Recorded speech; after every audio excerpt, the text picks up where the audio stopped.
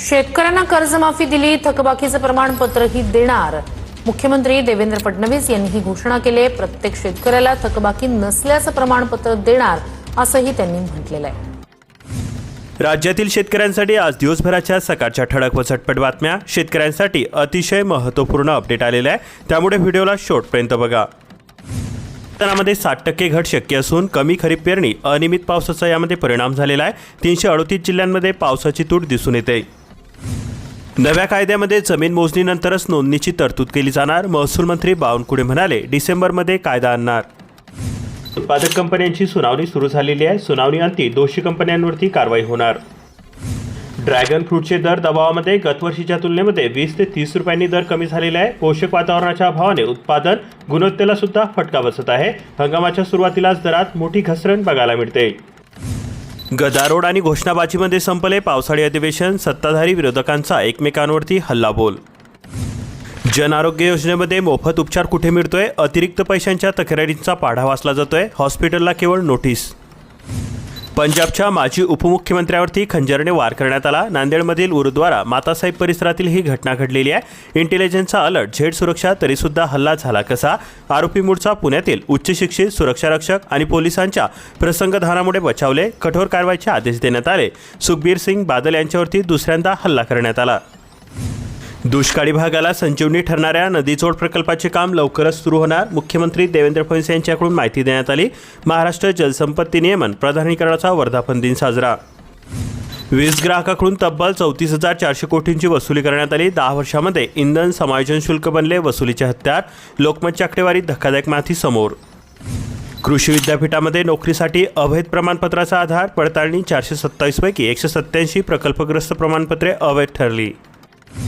Soybean बियाणे उगवलेच नाही. 9,000 तक्रारींमध्ये तथ्य आढळले. अकोला जिल्ह्यातील 10,485 पैकी 9,917 तक्रारींची तपासणी करण्यात आली. खामगाव येथे तुरीच्या दरामध्ये 100 रुपयांची वाढ झालेली असून तुरीचे भाव आता पोहोचले 8,225 रुपयांवरती. यंदा फळबाग लावताय? युक्तधारा पोर्टलवरती माहिती तुम्ही अपलोड केली का? उद्यापर्यंत अंतिम मुदत देण्यात आलेली आहे. नव्या प्रणालीमुळे पारदर्शकतेचा दावा. शेतकऱ्यांच्या किमतीत होणार मोठी वाढ. वीर आणि उसनीमधून भीमेमध्ये 35,000 क्युसेकचा विसर्ग. नदीकाठच्या गावांना सतर्कतेचा इशारा देण्यात आला. टेंभूचे पाणी मानमध्ये पोहोचले. नदीकाठच्या फळबागांना दिलासा मिळतोय. जनावरांच्या पाण्याचा आता प्रश्न सुटलेला आहे. वाटंबरे बंधारा भरून पुढे मेथडाकडे प्रवास. कडवाडी येथील मंडळामध्ये सरासरीपेक्षा अधिक पाऊस झालेला आहे. 1.5 महिन्यांपासून पावसाचे सातत्य सुरू असून पिकाच्या वाढीला मोठा फटका बसतोय. जुलै महिन्यामध्ये 207 तर ऑगस्टमध्ये बरसला 54% पाऊस. नांदिन येथील बंधाऱ्याच्या गुणवत्तेवरून संताप व्यक्त होतोय. चौकशी करून दोषींवरती कारवाईची ग्रामस्थांकडून मागणी केली जाते. 6 गावातील 8,000 एकर जमीन ऑरिकसाठी भूसंपादन. पाडळी, निजलगाव, घारदोर तांडा, खोडेगाव, गाडीवाटमधील मार्ग मोकळा.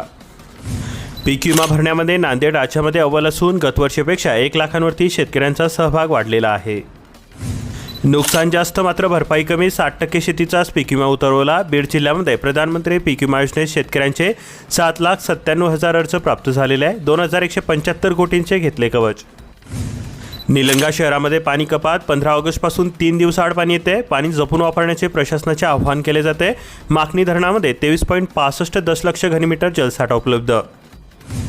स्फोटाने बरांज मोकासा हादरले. घरांना तडे, भिंती आणि छत सुद्धा कोसळले. बरांज मोकासा ग्रामस्थांमध्ये संताप व्यक्त होतोय. कोळसा उत्खननासाठी सुरक्षेचे नियम धाब्यावरती. गोंदिया जिल्ह्यामध्ये कर्जमाफीस पात्र 9,000 शेतकऱ्यांना दुसऱ्या हप्त्याच्या निधीची प्रतीक्षा आहे. आतापर्यंत 12,679 शेतकऱ्यांना कर्जमाफी मिळाली. जिल्हा बँकेच्या 11,617 शेतकऱ्यांचा यामध्ये समावेश आहे. 84% शेतकऱ्यांचे आधार प्रमाणीकरण झालेले आहे. वर्ध्यामध्ये धान्य घोटाळा. पुरवठा निरीक्षण अधिकारी निलंबित करण्यात आले. जिल्हाधिकाऱ्यांचा आदेश. 31,77,000च्या नुकसानीचा हा ठपका बसतोय. असा उघडकीस आला वर्ध्यातील धान्य घोटाळा. ग्राहकांना सावधान. वीज वितरण कंपनी देणार पुन्हा वाढीव बिलाचा शॉक. ऑगस्टमध्ये बसणार झटका. वीज वापरावरती इंधन समायोजन शुल्क सुद्धा लागू होणार. गोकुळच्या पशुखाद्य दरामध्ये पोत्यामागे 100 रुपयांची वाढ शक्य आहे. कच्चा माल दरामध्ये 40% वाढ झालेली असून पोत्याचा दर 1,310च्या पुढे जाणार. यंदा हंगामातील बदल असून मान्सूनला झालेला विलंब तसेच इतर उत्पादनावरती परिणाम झालेला आहे. 7 राष्ट्रीयकृत बँकांच्या खातेदारांना 2067 कोटींच्या कर्जमाफीचा लाभ देण्यात आलेला आहे. कोल्हापूर परिसरामध्ये लाभार्थ्यांची संख्या 2,25,000 वरती आलेली आहे. 30 जिल्हा बँकेतील खातेदारांना 2,961 कोटी रुपयांची कर्जमाफी मिळालेली आहे. 2025 अखेर शासनाने थकबाकीदार शेतकऱ्यांसाठी पुण्यश्लोक अहिल्यादेवी होळकर शेतकरी कर्जमुक्ती योजना आणलेली आहे. खत विक्रेत्याकडून युरियाची कृत्रिम टंचाई भासवली जाते. स्वाभिमानीचा थेट आरोप केला गेलेला आहे. शेतकऱ्यांच्या तक्रारी आल्यास कृषी अधिकाऱ्यांच्या कारवाईचा इशारा देण्यात आलेला आहे. फुटपाथवरती दुकाने, फेरीवाल्यांचा थाट, पादचाऱ्यांची लागली वाढ. सुप्रीम कोर्टाच्या निर्देशांची शहरामध्ये अंमलबजावणी शून्य होते. सर्वत्र अतिक्रमण आणि वाहनांचे पार्किंग. पूरग्रस्तांच्या मदतीसाठी शासनाचा 644 कुटुंबांना शिधा किटचा आधार. अतिवृष्टीने नुकसान झालेल्या कुटुंबांना शिधा किटचे वाटप करण्यात आले.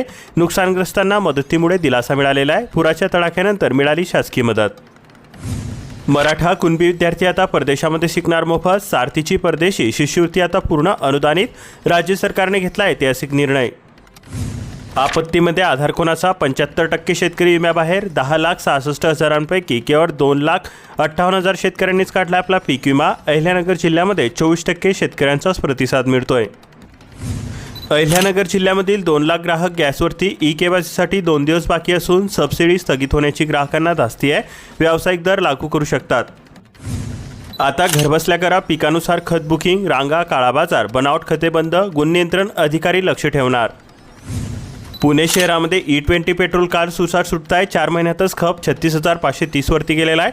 RTOकडे 2024-25 मध्ये 3,885 तर 2025-26 मध्ये तब्बल 74,601 वाहनांची नोंद झालेली आहे. इथेनॉल मिश्रणामुळे कारच्या मॉडेल्समध्ये बदल करण्यात आले आहे. पारंपरिक पेट्रोल वाहनांच्या मागणीमध्ये मोठी घट झालेली आहे. आखाडा बाळापूर परिसरामध्ये शक्तीपीठ मोजणी पथकाला पिटाळले. शेतकरी झाले आक्रमक. आमदार संतोष बांगर देखील मैदानामध्ये उतरले. बारूड येथील मानर धरणावरती पाऊस रुसला. कंधार परिसरामध्ये ऑगस्ट महिन्यामध्ये धरणात केवळ 57% पाणीसाठा उपलब्ध आहे. आष्टी परिसरामध्ये वाघाचा वावर दिसून आलाय. 3 ऑगस्टला आढळलेल्या पाऊलखुणा माणसावरती हल्ला नसला तरी सुद्धा शेतकऱ्यांमध्ये भीतीचे वातावरण दिसून येते. वन विभागाने सतर्क राहण्याची गरज आहे. सोयाबीनच्या नुकसान भरपाईसाठी मोर्चा काढण्यात आला. धारूर तालुक्यातील अंजंडो येथे शेतकरी आक्रमक झालेले आहे. भरपाई न मिळाल्यास तीव्र आंदोलन करणार असा त्यांनी यावेळी इशारा दिला. यावेळी ते काय म्हटले बघा. अंजंडो परिसरातील सर्व नुकसानग्रस्त सोयाबीन शेतांची प्रत्यक्ष पाहणी करून पंचनामे करावेत. नुकसानीची नोंद घ्यावी. नुकसानीचा अहवाल शासनाकडे तातडीने सादर करावा आणि पात्र शेतकऱ्यांना नियमानुसार नुकसान भरपाई मिळवून द्यावी अशा प्रकारच्या मागणी यावेळेस करण्यात आल्या. पावसाने सोयाबीनला संजीवनी मिळाली. ईट परिसरामध्ये अजूनसुद्धा दमदार पावसाची शेतकऱ्यांना प्रतीक्षा कायम आहे. जालना जिल्ह्यासाठी 4.35 कोटींचा निधी मंजूर करण्यात आलेला आहे. यशवंतराव चव्हाण मुक्त वसाहत योजना. प्रलंबित घरकुलांच्या कामांना आता मिळणार गती. 970 हेक्टर क्षेत्रावरती सोयाबीन पिकाची लागवड करण्यात आलेली आहे. पिंपळगाव रेणुकाई परिसरातील हे चित्र असून सोयाबीनचे पीक बहरताना दिसून येत आहे. मुद्रांक विक्री प्रक्रियेमध्ये मनमानी होते. 500चा स्टॅम्प कुठे 520ला तर कुठे 550 रुपयांना मिळतोय. ग्राहकांनी नेमकी तक्रार कुठे करावी लक्ष द्या. ग्राहकाकडून अतिरिक्त पैसे घेतले जात असल्यास किंवा मुद्रांक विक्री नाकारली जात असल्यास संबंधित दुय्यम निबंधक, जिल्हा निबंधक किंवा मुद्रांक विभागाकडे लेखी तक्रार करता येते.